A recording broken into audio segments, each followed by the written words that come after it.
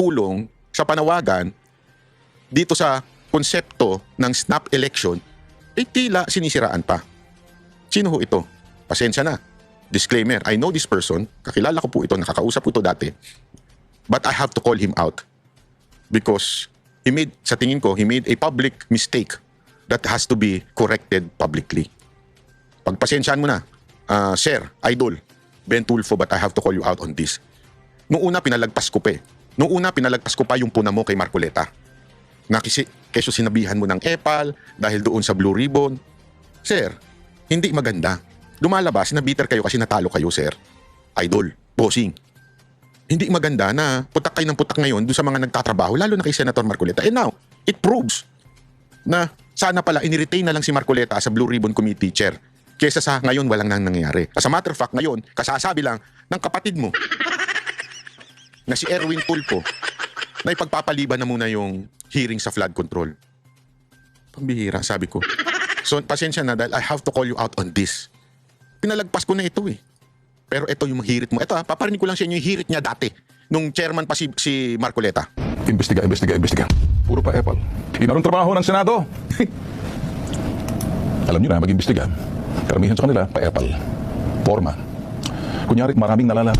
Eh, sa naman kasi dapat hindi mo nasasamutan ng mga gano'n. Yun ang optics eh. Yun ang sinasabi ng isang taong nakasalamin na hating gabi na yun ang epal siguro. Yun ang pasikat, di ba? Ayun, Sa ganung kalawak na problema ang kinakaharap ng ating bansa, isang araw pa lang eh. Hindi pa lang, ika nga, sabi niyo, Sen. Biglang kung ano-ano na yung, bakit teka, sabi nung isang broadcaster, di ba, ilalaki yung palaging kahit na hating gabi, nakasalamin na Pang-araw. Yan kang mga gumagawa niyan, puro pasikat yan. Puro pasiklab yung mga yan. Puro epal. Ayun yung unang hirit ni Ben Tulfo dito kay Marcoleta. And sabi ko nga nung una, napakasablay naman ng hirit na to. Pero pinabayaan ko kasi, siyempre, pananaw niya yan, opinion niya yan eh. Kaya lang, wala siyang ginawa kung hindi bumanat at bumanat. At may narinig ako sa kanya, na tila, sandali, para kang Marcos loyalist na. Mukha kang kinakargaan ka na ni Marcos ha. Kasi pati si Robin, pati si Cayetano, binabanatan mo na. Na parang sandali, ito na nga lang yung mga taong nakikipaglaban sa Senado, yan pa yung binabanatan mo. Alam ko, binanatan niya yung kanyang kapatid na si Erwin at saka si Rafi. Pero, hindi kasi you're trying to say to the people na you're different from them. But you are showing different. Na parang pareho ka rin ng mga kapatid mo. Hindi ko sinasabing masama ang kapatid mo ha. Ang akin lang, medyo may sablay po dito, Sen tuloy. Mr. Ben Tulfo. Kaya lang, ito si Marcoleta, pinuna pa pati yung shades. Alam mo, Senator Marcoleta, sabi nga ni Ben Tulfo, kaya daw siya nakashades kasi sensitive daw sa mata. Saka malay mo, bibig na basa, hindi lang pinapahalata. Huwag mo nang pansinin yun. Ikaw talaga, Senator Marcoleta, Kanya-kanyang trip na lang yan. Di ba? Kung miyam-miyam, meron di shades. Huwag kang ganun. Ako nga, sombrero. Joke lang, Senator Marcoleta. Anyway, eto kasi yung sinasabi niya na pangalawa na bumanat din siya kay Cayetano naman at saka dito kay Robin. Snap election? You kidding me? Itong panawagan ni Senator Alan Peter Cayetano, with due respect, wala po sa hulog, wala sa lugar. Senator Robin Hood Padilla. I want you to listen carefully, listen good. I'm not trying to lecture you here, but I'm calling out. Be sensitive to the status, to the welfare, and the rights of the indigenous people. You happen to be the chairman on the Senate Committee on Cultural Communities and Muslim Affairs, Senator Robin Hood Padilla. Masyado na kayong nasa partisan politics na nangyayari sa inyo sa Senado eh. Senator Robin Hood Padilla, alam mo ba to? O baka sukulay bigote ka lang? Ako, patay tayo dyan, sukulay bigote. Sige nga, pakinggan nga natin ito sinabi niya. 86 panahon ng ama ni President Bongbong Marcos na si former President Ferdinand Marcos Sr., iba yung sitwasyon noon. Kaya nangyari yung sinasabing snap election noon kasi hinamon. Hinamon yung matandang yumaong Marcos ni American journalist David Brinkley na nag-interview sa kanya noon. Tandang-tanda ako, disc jockey na ako nung araw, bata pa ako noon eh. Ngayon, itong aking mga sinasabi, doon pumayag yung matandang Marcos, yung yumaong Marcos, si President Ferdinand Marcos Sr., na magsagawa ng snap election. And the rest is history. Kaya lang tingnan po muna natin. May kasabihan, history repeats itself kung hindi po tayo natututo o wala tayong natutunan sa nangyaring nakaraan. Pero kung natuto na tayo noon, we will not allow the history to repeat itself. Kung hindi daw tayo natututo, ang tanong, natuto ba tayo? Ano ba yung, bakit ba nag-snap election nun? Ikaw na magpaliwanag, Senator Ben. Ben Tulfo pala, sorry. Make it happen again. Di pwede mangyari yung snap election sa atin dahil wala ito sa ating saligang batas or constitution. Wala daw sa saligang batas. That is wrong. Nasa batas po ang snap election. Okay? Para lang sa kaalaman mo, Ben Tulfo. Sen, I don't considering need- na wala pong No, I don't need to. Doon nga ako nagtataka sa mga legal luminaries. For example, si Justice Carpio, yung iba. Magtaka ka. Senator Cayetano, Kasi merong mga abogado na nagsasabing wala daw. Pero nandun naman. Di ba? Doon ka magtaka. Nakikialam sa law kahit hindi naman abogado. Wala daw sa konstitusyon yun. Pareho ba tayong konstitusyon na binabasa? Basahin nyo Article 10, Section 10 ng Article 7. Ang sabi doon, pag nag-design ng Presidente at Vice President, agad-agad magmi-meeting, I think within 3 days, ang Congress. And within 7 days, we have to pass a law na magkaroon ng eleksyon for not earlier than 45 days, not later than 60 days. So doon din nagsasabi ng hindi kaya ng COMELEC agad-agad. Unconstitutional yun pag hindi nila kaya. Kasi nasa konstitusyon eh. Not earlier than 45, not later than 60 days. Yun Yun ang sinasabi natin. Ito sinasabi ni Ben Tulfo na wala daw sa konstitusyon, wala daw. Ay medyo sablay. Pero kumabig naman siya dito eh. Kinabig niya ng konti yung sinabi niya kasi baka na-realize niya na, ay, meron pala. Hindi po tayo parliamentary government. Sa parliamentary government pwede po mag-snap election. Para mangyari, Yun ang mahirap pagka may mga hindi lawyer na nakikialam sa batas sa konstitusyon. Sa tingin niyo magsasalita si Cayetano na isang napakagaling na abogado na wala sa batas? Hindi, isipin niyo, sa kayo maniniwala? Sa isang Cayetano na magaling sa batas, isang abogado, o sa isang broadcaster na hindi naman abogado, tapos nagko-quote ng batas? Sa kayo maniniwala? ang snap election, sabay magre-resign ang presidente at ang vice-presidente at Ano ba sinabi ni Cayetano? Di ba sinabi ni Cayetano sabay na magre-resign? Sabi niya nga sabay-sabay. O mauna lang siya pero susunod dapat yung dalawa. Kaya nga alam mo, this is more palatable. For me instead of the revolution na gusto mangyari ng iba na napaka-imposible ngayon dahil sa nangyayari, nahati-hati ang mga tao sa kulay, imposible. Mas posible pa itong snap election. Kasi ito, lahat tayo sabay-sabay, bababa. Yan ang sinasabi ni Cayetano, suntok sa buwan to, but this is more, sabihin na nating feasible, kesa yung panawagan ng iba. Which is ako, nananawagan ako ng Marcos resign. Ang problema, yung mga iba nating mga kasamahan, ayaw yun. So, mas feasible pa sa akin itong snap election kung talagang seryoso at tayo, mga Pilipino, magsama-sama dito. Dito, wala nang pink, wala nang dilaw, wala nang makakaliwa, wala nang Duterte supporter. Bakit? Lahat sila pagre-resignin natin. Lahat sila, resign. Ayaw nyo ba yan? At least, masasala talaga. Ako gusto ko maging Pangulo si VP Sara Duterte Pero pag-resignin natin sila lahat. Alam mo, siguro kung tatanungin si Pangulong Duterte, baka ito rin ang gusto niya Mag-resign na lang lahat. Tapos, doon na lang kumandidato kung sino pa gustong kumandidato. Pero sama si chairman Comelec chairman, dapat kasama ka mag-resign kasi walang tiwala sa taong bayan. Sama ka sa pag-resign. Sundalo ng mamuno ng Comelec. naging bakante ang dalawang posisyon. Oo talaga. Nag-gets nyo? Yun ang ibig sabihin ng snap election. Yun naman ang sinasabi ni Cayetano. Ano sinasabi mo? So, pwede kasi snap election kung parliamentary. Pero depende na po kung paano natin itatalakay. Ang gulo-gulo mo naman, sir Takay ko lang para magkakaintindihan po tayo rito. Ano bang ibig sabihin ng snap election? Tulad ng sinasabi nitong si Senator Alan Peter Cayetano, snap election is unscheduled general election called earlier than constitutionally required. Tulad ng sinabi ko, hindi po pwede sa Pilipinas. Alam niyo po bakit? Dahil hindi tayo parliamentary system. Presidential system po tayo. Pwede nga, nasa konstitusyon niya natin, sir Ang hirap sa atin, hindi tayo nag-research. Senator. Idol, hindi po kayo nag-research.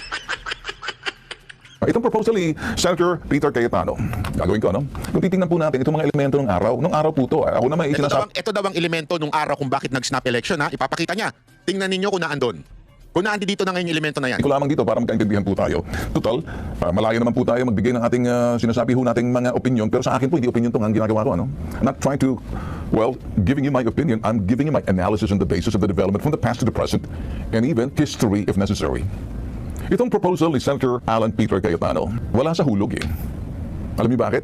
Wala naman yung mga elemento tulad ng mga sumusunod. Ito daw, Wala daw itong mga to. Pakinggan ninyo. Political unrest, massive civil unrest, economic turmoil. Yan daw ang elemento ng snap election. Di ko alam kung saan niya nakuha yan. Pero tablay na natin. Massive political unrest? Sir, anong sinasabi mo? Sobra na. Sobra na ang political unrest ngayon. Dahil talagang yung mga kalaban, talagang ginigipit lang. At talagang pinupolitika na lang ang lahat ng bagay. Mantakin mo, ultimong ombudsman, tinatarantado nila. Yung mismong pamantayan para maglagay ng isang ombudsman, tinarantado na nila Bakit? Out of politics. Ito, papaliwanag ko lang sa inyo Simpleng-simple. Si Tory na lang. Alam mo yun, sip-sip ng todo. Si Tory na lang, sip-sip na todo. Si Tory na lang na kung saan ay talagang ginawa niya ang lahat ng inutos sa kanya, tinanggal pa. You know why? Politics. Hindi kayang mawala ni Marcos ang mga rimulya. Kaya nung binigyan ng choice ni John Vic to si Marcos, sino pipili mo? Ako siya. Ganun na nangyari dyan Pag bali-baliktarin mo, ganun na nangyari dyan. Kailangan mamili ni Marcos sino? Siya o ako? Parang jowa lang Yung kabit mo ako. Ganun Kaya naman yung kabit. Yung jowa mo ako. Diba? Ano ibig sabihin nun? Ibig lamang sabihin nun, pinili niya. Political ang galaw ni Marcos political. This time, mantakin mo ultimong kapatid ni Marcos, galit na galit kay Remulla, DOJ Secretary Remulla. Kahit sablay, kahit ang daming kaso, ipinilit sa ombudsman. Bawal yun supposedly. May mga kaso siya eh. Nakalagay ho sa rules. Pag may kaso, hindi pwede. Hindi nga sinabi doon sa rules, convicted, hindi pwede. Hindi, basta may kaso lang. And yet, isinantabi na. You know why? Because of politics. Political decision. Kaya nga political unrest, massive civil unrest. Oo, galit na ang taong bayan. Ikaw na lang atang hindi. Sorry Senator Idol Ben Tulfo, Sir, bossing. Ikaw na lang po atang hindi galit. May civil unrest na. Gusto na nga ng mga tao na wag magbayad ng tax. I don't agree with that. But yun na gusto ng tao. Hindi lang magkasundo-sundo pero galit na lahat ng Pilipino. Pangatlo, economic turmoil na sinasabi mo. Sir, hindi mo ba narinig yung report ng na nalugi na tayo sa stock exchange? Although binawi, ewan ko siguro, nasisante, hindi ko alam kung nung bigla niyang binawi, pero naibalita na ng lahat na talagang bumagsak ang stocks, mga investor, mga Koreano nagagalit na sa atin. So may economic problem na tayo. Tapos sasabihin mo, etong elements of snap election, wala. Sir naman, ano yan? Pero wag ka mag-alala, bitag ka sa sasabihin ko mamaya-maya. Tuloy lang natin to. May tama. Tuloy natin No to. ay na magkakaroon ng investigasyon. Yun nga lang, sana ipubliko. Ito naman yung kay Robin. Para makita kung sino maparusahan, sino yung masampahan ng kaso. Ang problema pagdating sa ombudsman, wala pang nakaupo. Naku, tatagal tayo rito bago makakaabot ng hukuman. Ang gusto natin dito, tama si President BBM. Hindi natin pwedeng gawin mabilisan yan. Oo nga. Well, we can do it. Mukhang naging batakan na ni Sir BBM Idol. Sir, bossing. Ano lang to, wag tayo mapikon sa banat ko. Ito'y constructive criticism anyway. Siguro naman hindi kayo pikon dahil kayo nga bumabanat din eh. Ako din, babanat din ako sa inyo. Huwag kayo mapipikon, sir, ha? Isang banat bay lang po ito. Ito hindi naman po pagmamaliit sa inyo, pero sir, para atang naiiba na tono ninyo Iba na ang awit ninyo ngayon. Tatakbo po ba kayo sa 2028? At, hindi kasi ganito nangyari dito eh. Kinukuha siya ni Marcos eh. Kung hindi siya, ay baka naisip niya, that's a wrong decision dahil wala siyang makinarya, kaya tuloy siya natalo. And this time, baka ang plano nito is sumipsip kay Marcos for 2028 senatorial. Baka may chance siyang manalo. Di ba? Hindi natin alam. Kaya kung bakit ganito natila ang tono niya para maka-Marcos na. No? So, pwede naman tayo, bilis-bilisan natin ng konti. Pero ang gusto natin sabihin dito, huwag naman bara-bara. Tama siya. Bilis-bilisan natin konti kasi baka mainit na yung taong bayan, mawala. Yung inaasahan nilang gustong makita na magkaroon talaga ng pananagutan. Oo nga naman, huwag bara-bara, dapat matibay ang kaso, pag-aralan ng gusto. Kaya lang, there's such thing as a time element that we have to follow. What do you think, mga boss? Para doon sa mga naglalaro ng gusto na lang history. The history to repeat itself, snap election. Ito na. Yung Pampanga ITA, mga boss, no? Ito yung sinasabi natin dito. Nagrereklamo sila dahil mismo mga ITA ginagamit yung mga IPMR, yung kanilang indigenous people mandatory representative. Pag yan ay nasa ilalim na ng DILG sa lokal na pamahalaan o provincial, nagiging member na sila ng sanggunian, napapabayaan na sinisweldo na sila ng taong bayan. Pag sineldohan na sila ng taong bayan, umaakto na sila ng parang politiko. Napapabayaan yung kanilang mga katribo. Masakit po ito eh. Merong ibang mga katutubo na pinatraffic mo mula sa Mindanao, papatungo ng Luzon, pagtatrabahuin mo, linlangin mo, papangakuan mo, human trafficking ang tawag doon. Nasalba po namin yan eh. Are you listening, Senator Robin Padilla? Nakabaw! Ayan na. Now, another thing na gusto kong sabihin sa inyo, itong mga AITA na napapabayaan, matagal na inilapit na pala ito sa Chairman of Senate Committee on Cultural Communities and Muslim Affairs, si Senator Robin Padilla, walang ginawa. 3 beses na kami. No comment. 3 beses na kami nagpapadala ng sulat para may parating sa kanya, para makipagtulungan kami. Hindi naman nakikipag-ugnayan, parang dead ma lang siya. Ngayon, Senator Robin, at mga kasama mo dyan sa Senado, I'm calling you out, guys. Kasi ikinire-research namin kung kaninong committee yan, nasa committee mo to. Senator Robin Padilla, sana nakikinig kayo, legal staff ni Senator Robin Padilla, mainit ang ulo ko sa inyo, Pati kayo, sapo sa akin dito. Pati yung mga staff mo, Senator Robin Padilla, kumuha ka na ng mga magagaling na staff para hindi ka natatabla. Maging sensitive kayo doon sa kalagayan. Be sensitive to the status, to the welfare, and the rights of the indigenous people. You happen to be the chairman of the Senate Committee on Cultural Communities and Muslim Affairs, Senator Robin Hood Padilla. I want you to listen carefully, listen good. I'm not trying to lecture you here, but I'm calling you out. Senate President Tito Soto, I'm calling you out likewise. Mukhang may hindi nagtatrabaho sa inyong Chairman ng Committee on Cultural Communities and Muslim Affairs. Ang akin lang kasi dito sa pagbanat niya dito kay Robin, parang inano niya kaagad, ginudge na kaagad. Alam nyo, hindi naman ganun kadali ang kunwari sa hearing, para magkaroon ka ng hearing tungkol dyan sa mga ETA na yan. Depende yan, inililinya yan sa Senado eh. Di ba? I mean, para magkaroon ng hearing, usually kasi, ang nagdi-decide naman po niyan, hindi sila eh. Lalo na minority sila. Ang nagdi-decide niya majority, yung mismong Senate President, kung sino yung ililinya mga pagdinig. Ngayon, kung hindi makareply kagad si Robin, wala siya magawa dahil minority nga sila. Huwag mo naman kagad husgaan, Senator Ben. Pero ako, meron akong nakita sa inyo na ito'y tatanong ko lang. Tatanong ko lang kasi minsan naaano na ako eh. Na para bang sandali. Totoo Totoo kaya itong mga banat nito ni Senator Ben Tulfo na masyadong malinis ang dating? Kaya tuloy, alam mo, merong nag-send sa akin na isang resource person dyan mismo sa loob ng, hindi ko na lang sasabihin, ahensya ng gobyerno. At nilabas yung sosi mo. Ano po ba yung sosi? Yung po yung mga sosyal, ganun. Sosi po yung alam niyo na, yung, sandali babasahin natin. Para lang malaman ninyo kung ano ibig sabihin ng sosi. Sosi is SOCE, Statement of Contribution and Expenditures ng public official. O yung kumakandidato bilang congressman, mayor, senator. So lahat ng kumandidato, may sosi yan. Ibig sabihin, sino-sino ba yung mga campaign contributor niyan? Alam mo, pasensya ka na pero may nag-send sa akin ito. Kaya itatanong ko sa iyo ito. Totoo ba itong sosi na nakuha natin sa isang source na pinanggalingan ng campaign funds mo nitong 2025? Ito po yun. Basahin niyo po. Naku po, matindi po yan. Ano po yan sosi na nakasulat dyan? Dyan po nakasulat ha. Kita ninyo. Papakita lang natin. Nakikita nyo ba yung mga dilaw na yan? Hindi po yung mga dilawan ha. Yan po ay, basahin natin. Footprints Construction. PAR. Ano ba to?